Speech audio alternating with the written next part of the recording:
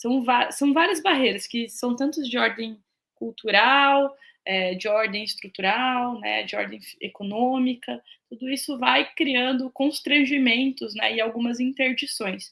Isso não significa que as mulheres não participem do esporte, elas participam e estão lá na resiliência e na brabeza, né, superando esses desafios cotidianos. Programa Esporte Sociedade é um projeto de extensão da Universidade de São Paulo de Ribeirão Preto, financiado pelo PUB, que tem como objetivo formar um canal de análise social sobre esporte e interação com o público interessado nesse tema. A entrevistada de hoje é a professora doutora Mariana Martins, da Universidade Federal do Espírito Santo, e o entrevistador é o professor doutor Renato Marques, da Universidade de São Paulo. Olá, pessoal, tudo bem?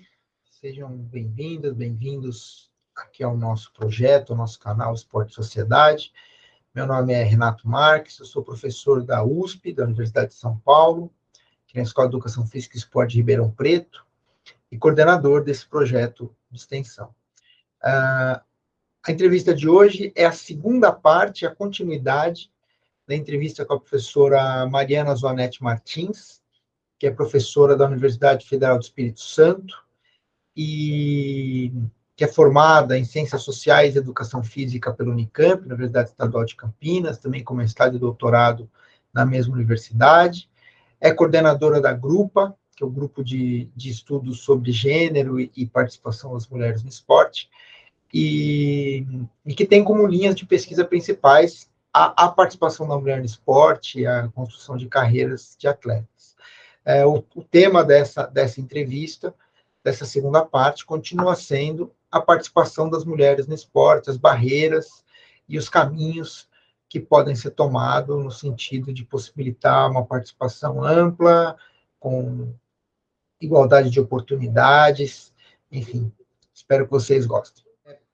Nesse processo, acho que você comentou um ponto importante, que são políticas afirmativas ou políticas que pelo menos tentem equalizar um pouco melhor as condições de concorrência, de participação em espaços de tomada de decisão. E eu imagino que isso seja necessário, eu concordo contigo que é necessário tanto para essas posições de tomada de poder, treinadoras, gestoras, quanto também na participação como atleta, né? como praticante. Você trouxe alguns dados que me chocaram, esse da educação física escolar e a ínfima participação das meninas é assustador, inclusive para os meninos, a pequena participação da educação escolar cada vez enxugando mais, mas o efeito sobre as meninas parece ser muito maior, né? Então, eu queria te pedir para você falar sobre quais são essas barreiras, alguns exemplos de barreiras que as mulheres e as meninas enfrentam, tanto para chegar nessas posições de tomada de decisão, quanto também as barreiras que elas enfrentam como praticantes. E aí, nesse sentido, que caminham essas políticas afirmativas, que caminham essas políticas numa tentativa de equalizar as oportunidades, que caminho seria interessante ser tomado? Então, acho que a primeira coisa é entender que nossa sociedade é atravessada pelas relações de gênero, né, que conformam oportunidades, expectativas e representações muito diferentes para aquilo que a gente entende por ser menino, ser menina, ser homem ou ser mulher na nossa sociedade. E isso tem um impacto determinante no esporte, determinante não, mas um impacto muito grande nas oportunidades de participação esportiva, né? A gente sabe que os meninos, no nosso país, quando nascem, eles ganham uma bola, já vestem o uniforme do time do coração do pai, enquanto as meninas são educadas a quererem brincar de atividades mais passivas, de boneca, ficar dentro de casa, enfim, uma série de questões que vão construindo gostos e disposições que vão afastando essas meninas da prática esportiva, dos ambientes públicos, das atividades, né, vinculadas ao movimento, provavelmente, né? E isso vai criando, ao longo da vida, um gosto muito menor pelas práticas esportivas em relação aos meninos. Isso repercute na forma como as meninas vão se divertir e vão ter prazer se envolvendo com o esporte. Né? Tem um dado do Lancet Global Health que mostra que as meninas não sentem prazer com a atividade esportiva. Se elas não sentem prazer, por que elas vão jogar? Por que elas vão se envolver com o esporte? Né? O prazer é o gosto que faz com que a gente queira continuar jogando. Isso vai repercutir, por exemplo, na aula de educação física, né? Porque as meninas têm menos tempo de prática na aula. Uma das razões é porque elas não querem fazer aula, aquilo não dá prazer para elas, né? As atividades, o espaço, o tempo, as atividades, elas são construídas de uma forma que não são, né, não constituem oportunidades de aprendizagem, de mobilização e de engajamento para essas meninas. Então, de fato, a gente precisaria repensar, né, se a gente vai pensar do ponto de vista do sistema educacional, teria que repensar esse espaço-tempo da aula para tentar minimizar esse efeito, né, das relações de gênero ao longo da vida e tentar construir, né, oportunidades de mais equidade entre meninos e meninas na aula e na escola. E essas barreiras de gênero, elas vão repercutindo ao longo da vida também, né? Porque para mulheres adultas, por exemplo, o fato de ter que cuidar da família, ter que cuidar dos afazeres domésticos, embora a gente tenha um engajamento maior dos homens hoje em dia com essas atividades, ainda assim a responsabilização, as atividades do cuidado, elas são vistas e a gente, enquanto mulher, internaliza isso como uma atividade nossa, né? Isso implica no tempo disponível que a gente tem para se envolver com outras atividades, né? Enquanto, né, no esporte amador é muito comum, o homem tem filho, tá lá treinando, continua se envolvendo, continua fazendo a pelada dele com os amigos, continua treinando, etc. Uma mulher tem filho, mesmo que ela passe aquele momento, né, da licença, enfim, questões médicas, ela não consegue voltar a se envolver, porque tem uma criança para ela cuidar que toma a maior parte das energias do tempo. Então, assim, a maternidade acaba, né, sendo, né, essa representação social da maternidade, dos afazeres domésticos, acaba sendo uma barreira, né, para o envolvimento na vida adulta das mulheres. Isso repercute para as meninas também, porque muitas vezes a família espera que elas cuidem dos irmãos mais novos, isso também afasta elas ao longo da adolescência, sobretudo das práticas esportivas. A gente tem outras barreiras também que são de ordem mais estrutural, né? Por exemplo, a própria menor disponibilidade de espaços de treino, de prática para meninas e mulheres, né, de esporte. Então, você tem a escolinha de futebol, por exemplo, que recebe homens só, ou até diz que recebe mulheres, mas cria um contexto que não favorece a integração dessas mulheres. Então, na prática, não recebe, né? Não está aberta a isso. É muito difícil. Hoje em dia está um pouco menos, mas ainda assim são muito poucas as escolinhas, turmas de esporte, dos mais diversos esportes para mulheres. Então, isso demonstra assim, uma necessidade de políticas públicas que tentem fomentar e criar esses espaços. Você também tem outras questões que são também mais estruturais que dificultam, né? Por exemplo, a própria violência. Para uma mulher adulta ou para uma criança ir sozinha para o espaço esportivo, tem uma vulnerabilidade maior em torno da representação do feminino que afasta. Né? Por exemplo, eu vou sair para correr 4 horas da manhã. Pô, é perigoso, eu posso, sei lá, ser estuprada, né? Se eu passar em algum canto escuro. Isso é uma coisa que às vezes cria constrangimentos e barreiras, né? Violência é uma questão, e a violência de gênero é uma questão estrutural que dificulta a participação das mulheres no esporte no nosso país. A gente tem também a menor disponibilidade de investimento no esporte feminino. Isso dificulta, por exemplo, que uma mulher se motive a seguir carreira no esporte ao longo da vida, né? Ou mesmo na vida adulta, a persistir essa carreira no esporte de alto rendimento. Então, são várias barreiras que são tanto de ordem cultural, de ordem estrutural, né, de ordem econômica, tudo isso vai criando constrangimentos, né, e algumas interdições. Isso não significa que as mulheres não participem do esporte. Elas participam e estão lá na resiliência e na brabeza, né, superando esses desafios cotidianos. Mas, de fato, torna isso uma coisa muito mais difícil, né? Demanda muito mais de uma mulher para se envolver com esporte hoje em dia do que um homem. Legal, Mariana. Eu acho que é importante a gente deixar claro o que a gente fala, né? Quando fala-se tanto do estrutural, é uma questão estrutural, deixar claro para as pessoas o que são essas condições estruturais, né? São condições, muitas vezes, de desigualdade que não são nem percebidas, né, e que são reproduzidas por conta disso também, né? Então, são questões que acabam oferecendo oportunidades diferentes a grupos diversos e que muitas vezes não são percebidas, não são questionadas, não são problematizadas e as pessoas acabam reproduzindo, né? O exemplo que você falou da responsabilidade na maternidade, mas essa é uma questão estrutural que não precisa ser reproduzida. Essa responsabilidade pode ser compartilhada entre o homem e a mulher, inclusive a disponibilidade de tempo para os dois treinarem, se envolverem com o esporte, também se dedicarem à criança, enfim. Então, quando a gente fala em questões estruturais, é importante a gente pensar isso, são questões que estão no dia a dia, estão implícitas ali, estão presentes, muitas vezes a gente não para pensar sobre elas e reproduz. Né? E aí, gostaria de a gente aprofundar no exemplo que você deu da fala do Naubert, que eu reforço, eu também admiro como ex-atleta e como comentarista, e figura fundamental, importante no vôlei brasileiro, mas essa colocação de que as condições estruturais elas fazem com que a gente tenha que repensar quando a gente fala sobre motivação das pessoas, né? Como você colocou, se a gente pensar só na motivação individual, as mulheres não se motivam, a gente está ignorando toda uma condição estrutural que talvez não dê oportunidade para elas se sentirem dignas, ou se sentirem preparadas, se sentirem parte de um processo para elas, de fato, eu estou aqui, quero participar, né? Tem toda uma condição prévia antes. E eu queria te pedir, Mariana, que você falou sobre gosto.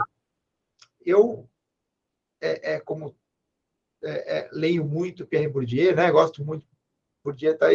A questão do gosto é muito cara, né, nessa teoria sociológica. Você falou do gosto, eu acho que é importante a gente caminhar para finalizar a entrevista tratando disso, né? Que o gosto não é natural, né? Não é genético, a pessoa não nasce gostando ou desgostando de alguma coisa, né? Ele é construído historicamente, construído nessas condições socioculturais, socioeconômicas e tudo mais. E aí você trouxe alguns dados, não me recordo agora a referência, de que as meninas não gostam, não se sentem bem ao praticar esporte, né? Ou não sentem parte. Eu pedi para você comentar isso. O que a gente pode fazer como uma medida prática na vida das meninas para que a gente consiga, ao mesmo tempo, influenciar essas questões estruturais da melhor forma possível, mas influenciar na criação de um gosto pela prática, né? Que ações são possíveis a gente fazer para que não pensemos mais que a ausência das mulheres de algumas posições é falta de motivação, é falta de gosto. Na verdade, é falta de oportunidade para a criação do gosto, né? Então, o que a gente pode fazer para essa criação do gosto, para essa criação de um sentimento das mulheres fazerem parte do esporte, mais ainda, né, em posições-chave, enfim, o que pode ser feito na sociedade brasileira, enfim, para que isso mude? Acho que muitas coisas podem ser feitas em muitos âmbitos, né? Um primeiro âmbito que dá para a gente fazer é ter programas, espaços de prática esportiva voltados para as meninas e para as mulheres. Tem um enorme debate se a gente deveria ter espaços mistos ou espaços separados, sobretudo na iniciação. Eu acho que esse debate ele não é daqueles debates que eles não se esgotam e não existe certo e errado, tudo é contextual e relativo, né? No entanto, o que a gente percebe com algumas pesquisas, dada todas essas discrepâncias culturais elas são construídas desde antes da gente nascer, né? Antes da gente nascer, de alguma forma aquela bola já está comprada para o menino e o cor-de-rosa já está pintado no quarto da menina, né? Então, de alguma forma são questões culturais que vão, né, moldando essas disposições de gosto que não dependem muito da nossa vontade. E então, de alguma forma, quando a menina ou o menino chegam na escolinha de futebol, eles já chegam com biografias muito distintas no que diz respeito ao conhecimento e envolvimento prévio com a modalidade esportiva. Por isso que às vezes ter um espaço destinado exclusivamente para meninas, às vezes acaba sendo um pouco mais convidativo, porque você tem a oportunidade de criar um espaço mais acolhedor, mais nivelado, que entenda um pouco mais né, o começo da modalidade, a integração. Seja um espaço de sociabilidade, amizade também, a gente percebe que ter esse espaço em que as amigas estão junto, praticando a modalidade, ajuda a permanecer e valorizar aquele espaço como um espaço de divertimento e de prazer, né? A gente viu isso nas escolinhas que a gente estudou só de meninas, né? Então, ter programas para as meninas é uma coisa importante, porque isso ajuda a fomentar essa participação, essa permanência no espaço esportivo. Na educação física escolar, a gente também precisaria ter, né, a educação física escolar é um espaço misto, porque a escola é, né, espaço de vivência e socialização entre meninos e meninas. Eu acho que seria importante que o professor e a professora ele tivesse uma formação que fosse sensível a essas desigualdades de gênero. Porque na medida em que a gente vai desenvolvendo essa sensibilidade para essas questões culturais que afetam os nossos alunos e alunas, primeiro, a gente consegue ver isso acontecendo na nossa aula, porque muitas vezes a gente nem percebe, né? Essa educação do olhar é fundamental. E a gente passa a entender o nosso papel no processo de minimização dessas dificuldades, né, dessas desigualdades. Porque muitas vezes nós, professores e professoras, também reproduzimos ela. A gente, às vezes, reproduz essas expectativas diferentes em torno das meninas e dos meninos. Né, do tipo, dos meninos a gente desafia mais porque a gente acredita que eles podem mais, e das meninas a gente trata como café com leite, né? Ah, que legal, ela nem ficou sentada essa aula, tá em quadro. Às vezes não tá fazendo nada em quadro, mas a gente tá feliz só porque ela não tá sentada, né? Quando não, a gente tem que exigir delas também, elas também têm que aprender, né? Então, eu acho que, de alguma forma, a gente precisaria ter essa formação dos professores para desnaturalizar com eles a existência dessas diferenças, porque muitos deles naturalizam que as meninas são menos velozes, menos potentes, têm menos coordenação motora, enfim, têm menos tudo, são inferiores. Então, isso também seria importante, para esses professores criarem espaços e tempos que criassem oportunidades de aprendizagem e engajamento para as meninas também. Claro que a escola tem inúmeros desafios, então também não vamos falar que é culpa do professor, né? O professor ele tem possibilidade de fazer alguma coisa, mas enfim, os desafios são gigantescos e são de muitas ordens. Eu acho que em terceiro lugar, uma outra coisa que é importante é a visibilidade para o esporte feminino, visibilidade e valorização. Porque vendo as mulheres atletas na TV, as mulheres treinadoras, as mulheres árbitras, narradoras, que as meninas, elas também vão querer estar lá, né? Elas vão se sentir representadas nesses espaços. Porque às vezes é muito difícil você se sentir representada no futebol quando tudo que você vê na TV são homens jogando bola, né?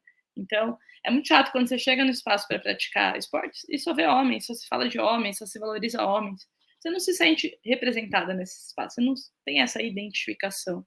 Então, é importante, né, essa valorização do esporte mulheres, das mulheres no esporte, para gerar identificação entre as meninas e as mulheres adultas. Né? As mulheres adultas também se motivam quando vêm outras mulheres praticando esporte, também se acham pertencentes àquela prática, àquela modalidade.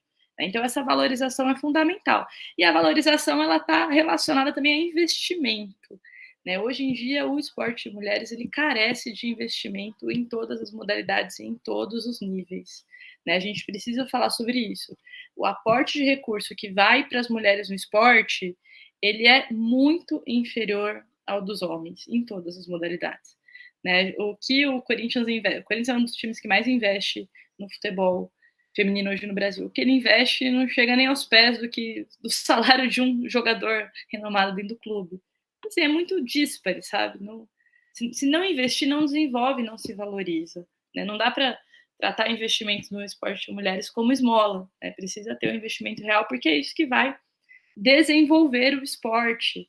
Né? E aí, paralelo a isso, um outro aspecto que eu acho que também cabe mencionar aqui, respeito ao universo científico também. A gente também precisa de pesquisas com e sobre mulheres no esporte. A desigualdade na ciência, no que diz respeito às mulheres, também é muito grande. Né?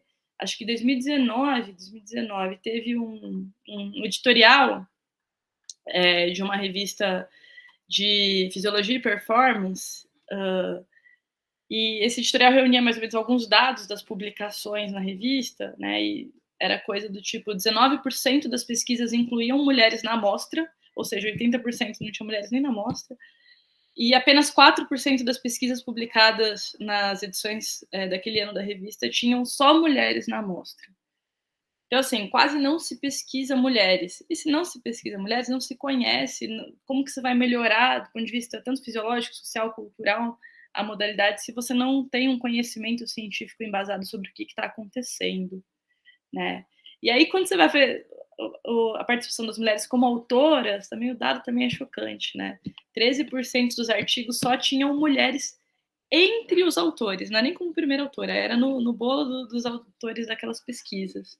Né? Então, assim, é um outro lugar também que as mulheres ainda enfrentam um teto de vidro para entrar, né? Por isso que quando a gente, na grupo, a gente tem esse recorte bem específico. A gente fala sobre gênero, esporte, fala sobre mulheres, porque a gente vê que para desenvolver o esporte a gente vai precisar produzir mais conhecimento sobre essa realidade.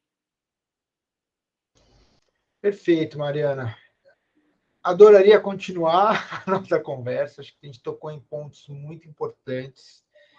Um último que eu gostaria de destacar que você falou aqui é a questão assim, quanto mais se investir em pesquisa, quanto mais se investir na participação, em abrir de fato oportunidades, políticas afirmativas para as mulheres participarem do esporte, mais as mulheres e as meninas que vão, as famílias, vão se sentir familiarizadas com esse ambiente. E aí é onde ocorre a mudança estrutural, né? Quando a coisa fica despercebida, né? Começa a se naturalizar, com muitas aspas, a participação. A mulher está jogando bola, a menina está jogando bola, tá? E daí? Né? Quando chegar nesse ponto, ou nem perceber que é uma menina, simplesmente ser alguém jogando bola, ou pelo menos estiver, é uma menina jogando, beleza? É uma menina jogando bola, a gente começa a ter essas transformações estruturais.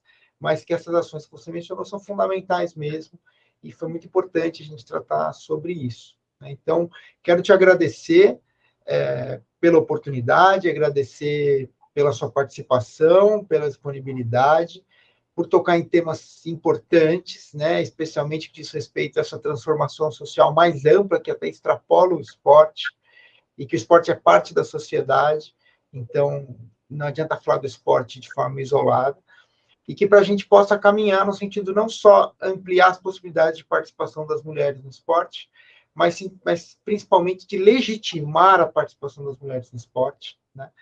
E especialmente legitimar a chegar a um ponto que a gente entenda que a ausência não é a falta de motivação individual ou um gosto geneticamente estabelecido, mas sim que muitas vezes quando a gente tem essa pequena participação, tem questões sociais que merecem atenção e que a gente deve problematizar, deve pensar sobre, deve agir no sentido de transformá-las.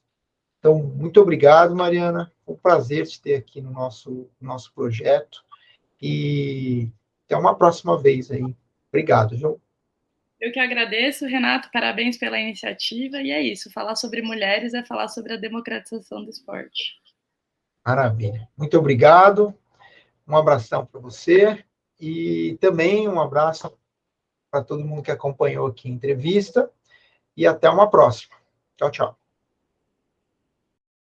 Se você tem alguma sugestão de tema para a próxima entrevista, por favor acesse o link do formulário na descrição do vídeo. Será um prazer contar com sua participação.